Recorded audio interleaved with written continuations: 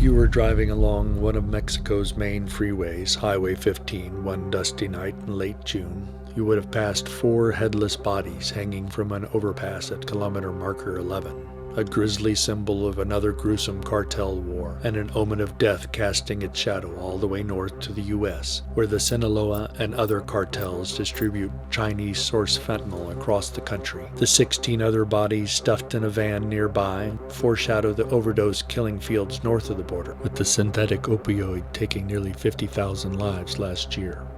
But these murders and overdose death tolls don't just depend on territory, product, or terror tactics. They depend on infrastructure, and not just roads and ports, but financial infrastructure.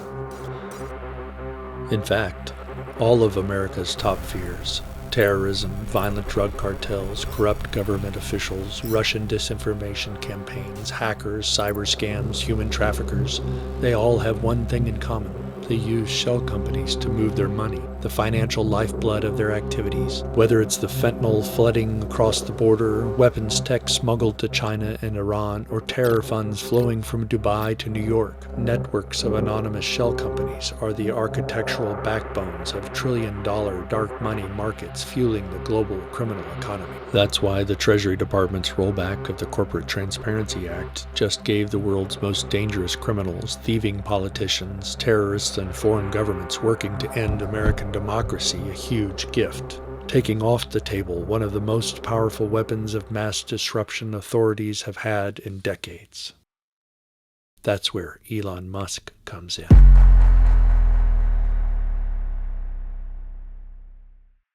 But first, let's take a step back and see how we got here. Blood Money Media.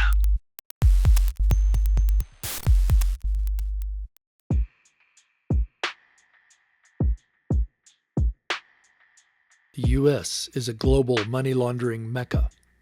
Being able to hide the money is one critical reason. That's why the global anti-money laundering group, the Financial Action Task Force, called out the U.S. for their corporate secrecy laws. And why, after more than a decade of mobilizing one of the broadest coalitions of support in U.S. political history, Congress passed the Corporate Transparency Act in 2021. This rare bipartisan breakthrough was designed to expose those who want to hide their illicit operations, giving authorities an unprecedented opportunity to follow the money. The United States was the go-to destination for dirty money in the entire world. And so the Corporate Transparency Act was really the culmination of a 12-year campaign supported by law enforcement, business groups, anti-human trafficking organizations, faith organizations, the NAACP and the Fraternal Order of Police, ExxonMobil meets Friends of the Earth. You had the Trump Treasury Department and Representative Carolyn Maloney, who was leading one of the impeachment oversight inquiries into the Trump administration. All of them got on board behind the Corporate Transparency Act, and it finally passed at the end of a 12-year campaign in January 2021. Shell companies have been the scourge of security officials and law enforcement for decades. But now, beyond drug cartels, warlords, corrupt dictators, and arms dealers, Russia, China, Iran, and other state-backed adversaries have exploited corporate anonymity to establish strategic operations in the U.S., representing existential national security threats to the country and its democratic longevity.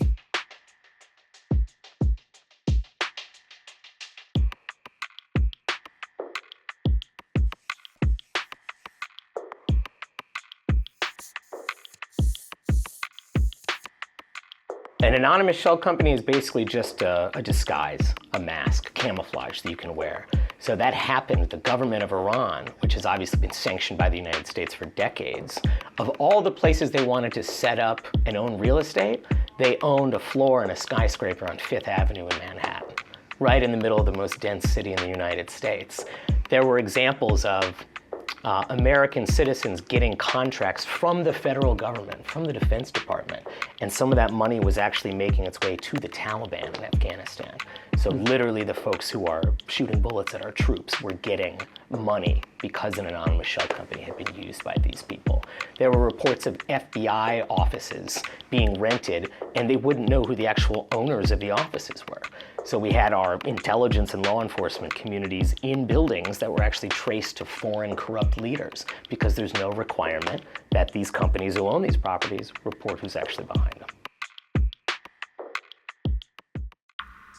The breadth and depth of support across the political, social, and corporate spectrums were based largely upon two key elements of the policy.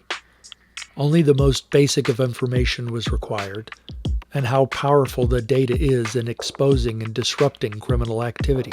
Like roaches scurry from light, criminals, terrorists, corrupt officials, and other hostile agents hate transparency. Opacity is the key enabler of corruption and kleptocracy. So when we're talking about challenges with America's foreign adversaries and other kleptocratic regimes, there's really no better tool to exert malign influence than the anonymous shell corporation. Corporate ownership data effectively gives authorities night vision, exposing illicit activities hidden in the shadows of anonymity. Some small firms have objected to the policy and challenged it as an unconstitutional invasion of privacy, a disposition fueled in part by a pre-existing distrust in the federal government and by the fact that the U.S. Treasury Department's Financial Crimes Enforcement Network is in charge of the data, and reporting violations risk hefty fines and even jail time.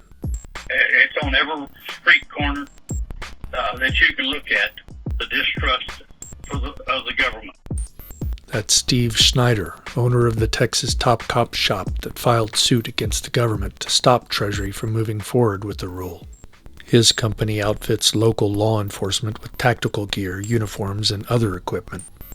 You know that the government records every phone conversation on a cell phone? They were spying on Americans. And nothing is private, and it's none of their freaking business. I haven't committed a crime, so why should I be doing their job for them when I haven't done anything but try to be a American citizen trying to make a living? That's all I'm trying to do.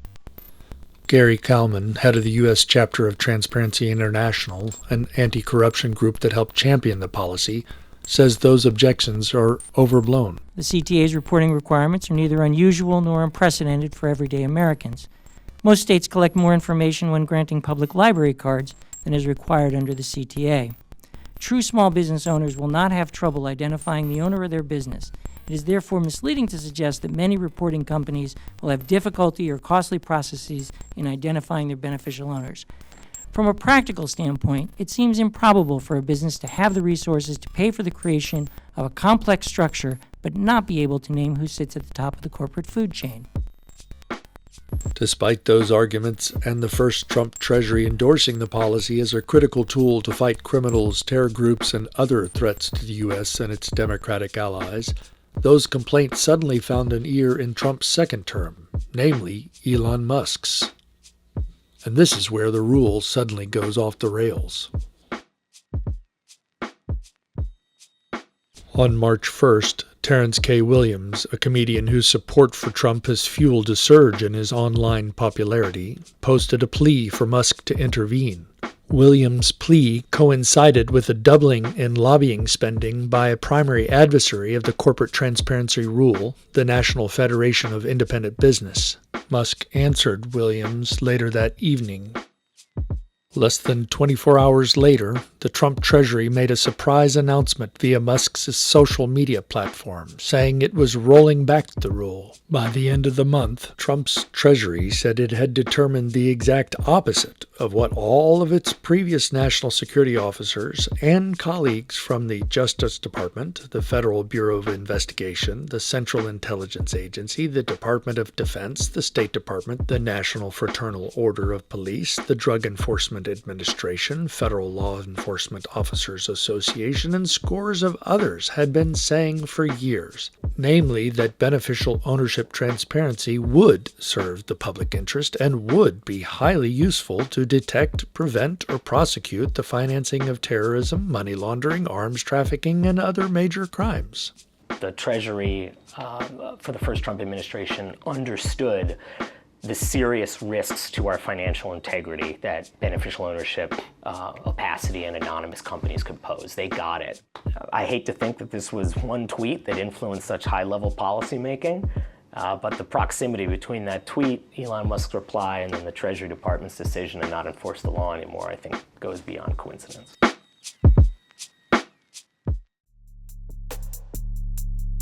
The exact blood cost of Treasury's decision, one that appears to be at the behest of Trump's largest individual political donor and whose appointment is being constitutionally questioned, would be difficult to quantify. But, based on the evidence presented by the nation's top national security, legal, and law enforcement experts, including from the president's own administration, it undoubtedly will take a human toll, including from the very cartels the president is putting in the military's sights. While one policy hand is targeting those lords of death, the other is underwriting the next chapter of their grisly trade. Similarly, the financial cost of the decision, taking off the table one of the most potent weapons of disruption available to national security and law enforcement agencies, also risks eclipsing any gains secured by the Musk-led Department of Government Efficiency. The U.S. Treasury Department didn't comment on Musk's involvement or the potential consequences of its rollback of the rule.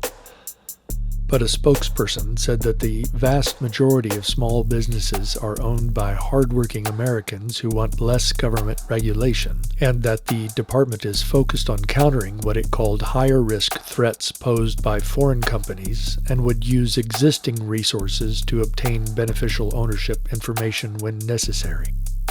I think that decision is preposterous in a lot of ways. It has nothing to do with risk. They are basically saying, if you are a criminal and you want to be able to hide your involvement with a company, you should actually set up that company in the United States. And if you do that, you can duck the CTA. If you choose to set it up outside the United States or for some reason not incorporate a branch in the United States, well, then you have to provide your ownership. So if you're Vladimir Putin, if you're a drug cartel, and you're faced with that choice, why on earth would you keep your business abroad? It's actually incentivizing you as a magnet to go ahead and start or operate that company in the United States, because then you can keep your ownership a secret.